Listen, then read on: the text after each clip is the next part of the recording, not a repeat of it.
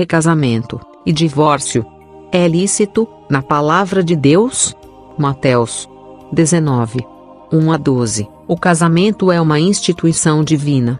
Ao criar Adão e Eva, o Senhor Deus estabeleceu o princípio, os fez homem e mulher e disse: por essa razão, o homem deixará pai e mãe e se unirá à sua mulher, e os dois se tornarão uma só carne.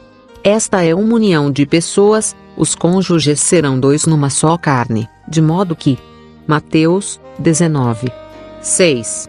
Já não serão dois, mas uma só carne. Os filhos de um homem são partes dele mesmo, a sua esposa é ele mesmo. Assim como a união conjugal é mais íntima do que aquela que existe entre pais e filhos, ela também é equivalente àquela união que existe entre um membro e outro no corpo natural. Uma vez que esta é uma razão pela qual os maridos devem amar suas esposas, também é uma razão pela qual eles não devem repudiá-las, pois nunca ninguém aborreceu a sua própria carne, ou separou de si, antes, a alimenta e sustenta, e faz tudo o que pode para preservá-la. Os dois serão um, por isso deve haver apenas uma esposa, pois Deus fez apenas uma Eva para um Adão, Malaquias 2, 15. O Senhor odeia o divórcio. Lemos, e não fez ele somente um, ainda que lhe sobejava espírito, e porque somente um, não é que buscava descendência piedosa. Portanto guardai-vos em vosso espírito, e que ninguém seja infiel para com a mulher da sua mocidade. Pois eu detesto o divórcio, diz o Senhor Deus de Israel. O que Deus ajuntou não separe o homem. Note que, marido e mulher são uma união de Deus. Ele os colocou sob um mesmo jugo, assim é a palavra, e é muito significativa.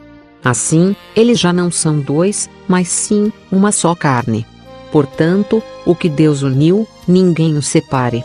Mateus 19, 3 a 6, é lícito repudiá-la?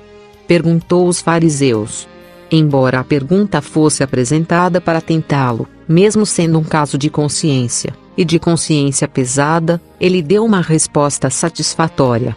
Não foi uma resposta direta, mas foi eficaz, afirmando os bons princípios, como prova inegável de que os divórcios arbitrários que estavam sendo praticados, que tornavam os laços matrimoniais tão precários, não eram de forma alguma legítimos. O próprio Cristo não daria a regra sem uma razão, nem declararia o seu julgamento sem uma prova nas Escrituras para apoiá-lo. Seu argumento é este: se estão, marido e mulher, pela vontade e desígnio de Deus, ligados pela mais rígida e íntima união, então eles não devem ser, levianamente e em qualquer ocasião, separados. Se a ligação for consagrada, não poderá ser facilmente desfeita. Para provar que existe tal união entre marido e mulher, a partir disso, ele desenvolve seu argumento. A criação de Adão e Eva. No que se refere a isso, ele apela para o próprio conhecimento que eles tinham das Escrituras. Não tendes lido? Há alguma vantagem em discutir, tratar com aqueles que possuem, e têm lido as Escrituras? Vocês têm lido, mas não têm considerado, que, no princípio, o Criador os fez macho e fêmea. Gênesis 1, 27. 5. 2. Note que será de grande utilidade para nós pensarmos frequentemente sobre nossa criação, como e por quem, por que e para que, fomos criados.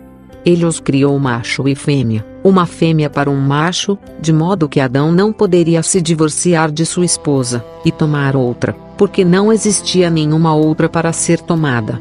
Isso, da mesma forma, sugeria uma união inseparável entre eles.